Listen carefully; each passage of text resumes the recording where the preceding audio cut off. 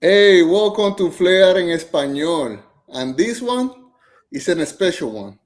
It's the first video that we're going to do in English, but we need to introduce the Latin community to this guy. Steve, welcome to the Flair Español community. How you doing, my bro? Todo bien, gracias, mi amigo. Me llamo Esteban, mucho gusto. That's Qué it. bien. So you speak a No more little bit Spanish. Spanish, Oh my huh? God. Poquito, Hey, poquito.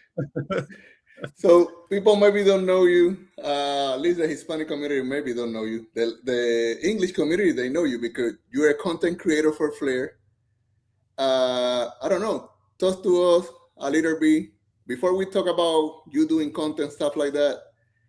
How you got to Flair? Absolutely. Well, thank you for the opportunity, man, to join and chat with Flair. I love talking Flair, and Flair is a big part of my life. It's part of my daily routine to some extent. But I found That's what I Flair say to back in people. 20. This is a Yeah, lifestyle now. it is. Yes, it is, man. And it is so big, so there's so much to do and so much to talk about. But I found crypto in 2020 with COVID shutdown. I finally Okay. had a free minute or two to look into crypto. I had friends nagging me about Bitcoin and stuff like that. And one night I was listening to a podcast, and the guy mentioned what he was doing with his money he was getting from the government during the COVID shutdown. He said he was buying XRP, and I didn't know what XRP was, so I looked up real quick and saw that it was like a crypto, and I thought, oh my God, my friend was telling me about Bitcoin. Let me look into this now. And the timing just happened to be perfect. And I just spent a lot of time on Twitter and in Clubhouse at the time, where people had time to talk because we were all shut down. And that's how I learned about crypto. That's how I learned about XRP, and then that's how I ultimately come to learn about Flare. So been around the space since 2020 now, and I feel like it's been like 20 years, but it's only been about 5. Hey, that's fine. But it's something that I noticed, right? You told me I started in 2020. Everybody knows basically, yeah, we got an airdrop, right? But Flare, the token launched 2023. Man, since then, I see you nonstop Flare. Why? During the 3 year before, right, from 2020, 2023, I'm pretty sure you research a lot of token, you learn a lot about crypto. Why you decide go 100% on Flare? Man, I went through a bunch of memes, scams, rug pulls, you name it. I went through a bunch of those as I was learning crypto and chasing for passive income opportunities, chasing yields. I went through a lot of those things, and they were good, valuable learning lessons. They cost me money. It's like going to college. I had to pay money to learn crypto, right? And that was some money I won, and some money I lost. A lot I lost, but the reason why I decided to go 100% into Flare, because I kind of felt like it was a legitimate project that was coming, or protocol, which was going to take me away from all those scams and rug pulls that I had been chasing, trying to find a real convenient opportunity to earn some passive income or to earn some yield. And it seemed to be legit. Its relationship with Ripple and XRP gave it instant credibility as far as I was concerned. And then the more and more research I did into the project and what it was supposed to do, looking to do, and expected to do, kind of gave me some validity to continue to stay focused on Flare solamente. Hey, that's nice to hear. But like I told you in our pre-show, right? Before talking, recording this video, we talk a little bit, right? And I told you I'm going to say it on public.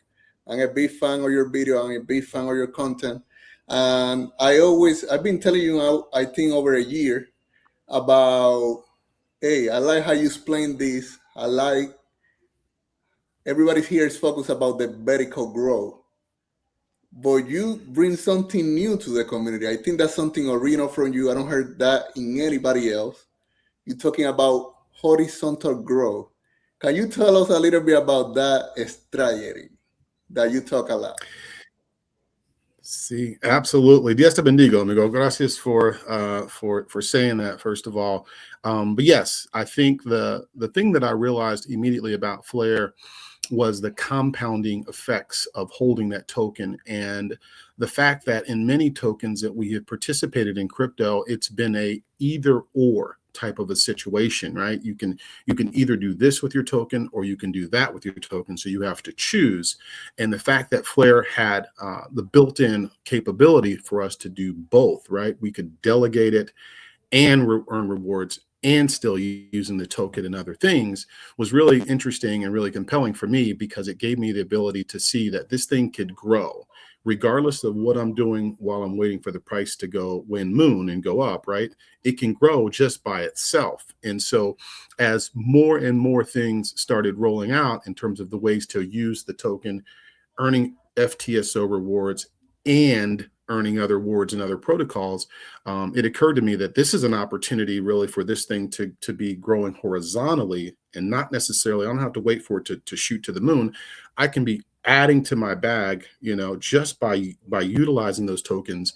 And therefore I came up with the idea of horizontal growth, because, it's not, we all want it to go to the moon, the price, but the best way is to use it, and using it is allowing me to grow across multiple protocols within the Flare ecosystem, adding to my token balance. And that's kind of where I came up with the idea of horizontal growth. Again, is the question that is coming now is a little bit is similar of what I ask you, right? But again, I watch every single content about Flare in internet. I promise you that. But if it's somebody, at least publicly, that I can say that is taking advantage of the R Flare, or the incentive that Flare is giving, is you. So again, I hope the community, after watching this video, can go and watch everything that you're doing to accumulate Flare without buying more Flare. I think that's what we're talking here about, that horizontal growth.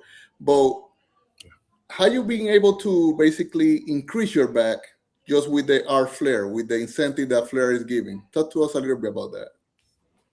Yeah, absolutely. And I don't have any concerns about, sharing real numbers, because I think it's important to share real numbers for people to really get the impact and understand it.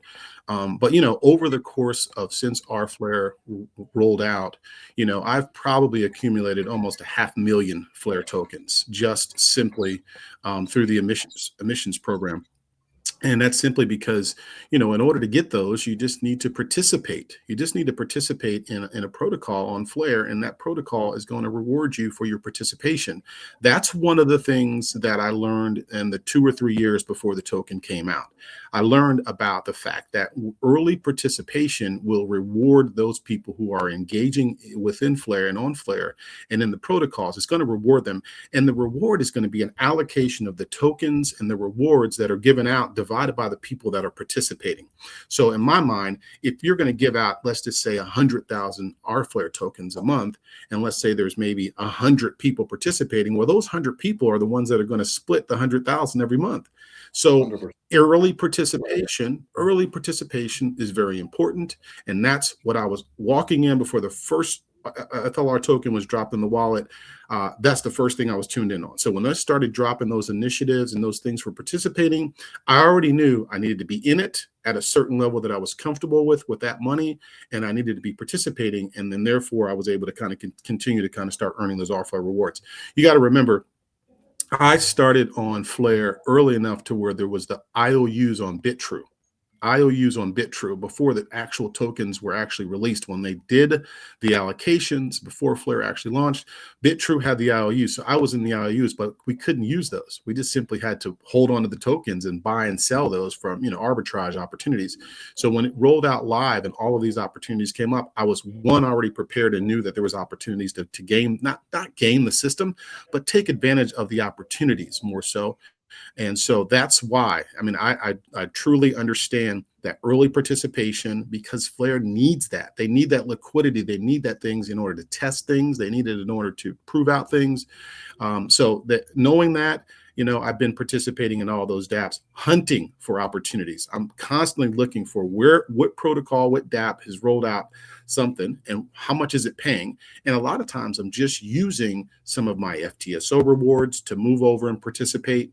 So I'm not coming back out of pocket at all, and I'm growing my stack because I'm just taking sometimes just the yield off of my FTSO rewards or the yield off of the other protocol and moving it over to a different protocol to use it. Like sometimes happens with Kinetic. Sometimes we do it now with SparkDex and its rewards, Enosis. As I'm earning those yields, I'm taking those yields and using them elsewhere in order to take advantage of growing my rFlare stack. And that's the way it's happened. Like I said, I've probably accumulated over 500,000 Flare tokens just simply through rFlare. That's nice. 500,000 just only participating on the Flare ecosystem, right? And again, this video, the purpose is to serve maybe for inspiration to others, no? That's the main purpose, and keep educating people about the opportunity that they have in the Flare ecosystem, right?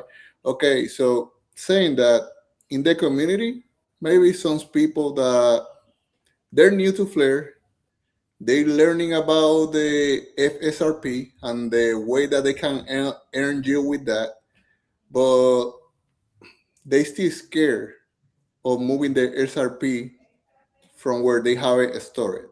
So I just want to know what advice you would give to those people, you knowing already what you know, all the opportunity that Flare ecosystem offers. Yeah, that's a great question. And I think we are going to see more and more less friction opportunities for that coming out with, TEs and FSHs too and stuff like that. But, the advice I would have to the XRP members who are out there is, I'm an XRP holder, been an XRP holder since that thing was under 20 cents. So I certainly am not going to participate in anything that's going to put it at jeopardy or at risk. But really, just simply for hodling the token now in your wallet and minting your FXRP or staking with Firelight, you're automatically in a position where you can earn 5 to 10%. And that's truly self-custody. It's still in your wallet. You can see it, and watch it, right? So you're automatically, just for staking your XRP on Firelight, you're automatically walking into 5 or 10% self-custody. And then if you choose to be a little bit more aggressive and want to earn a little more, you can still move to other safe options. One of the things I'm working on now is the safe path for my XRP on Flare networks, right? Where are the safe places I can use my XRP and not be fearful of losing my XRP? We've got Upshift now, which is going to give me an additional 8% on top of what I'm getting for staking it, right? We've got Spectra now, which, I can earn up to 30 some percent, or 5 to 30%, depending on which I want to use and participate. So these are self-custody. They stay in my wallet. I can see those in the smart contract, but they're very safe options. So, there's a lot of opportunities. There's always riskier opportunities, but Flare is building out those vaults and those other opportunities where they're safe self-custody options where we don't really have to, give up control of our XRP, if you will, and still make an earn yield. Perfect. Like I say, be fan of your content. Something else that I need to point out, I think you're one of the few that's still bullish on Somber. So talk to me about Somber. Why you still bullish on Somber? Talk to me about it. Absolutely, absolutely. The bird is going to fly. The canary is going to fly soon. So Songbird.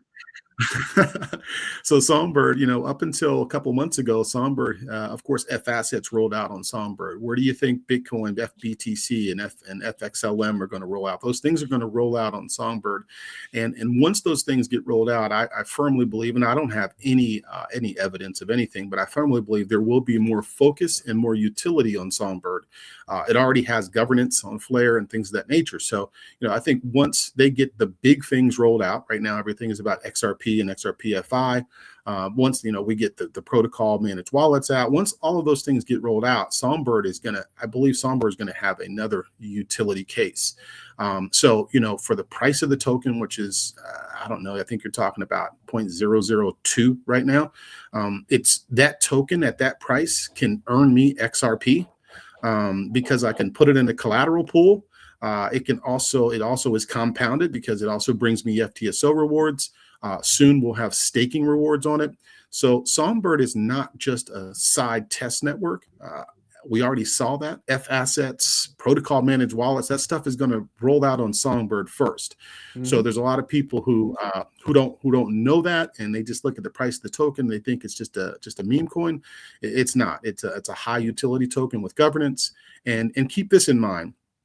Songbird, the canary goes into the coal mine, right? Goes into the coal mine, and as long as he comes back out, they know it's safe to go back in. So there's money that's going to flow through Songbird, and there's going to be greater utility. So I'm very bullish on Songbird, and I'm still accumulating Songbird as often as I can, especially at these prices. But because I also know at some point in time there's going to be a greater utility coming to the bird, and so the bird is going to fly. The canary will fly, and when it does, and the last thing I'll tell you why I've been bullish on it.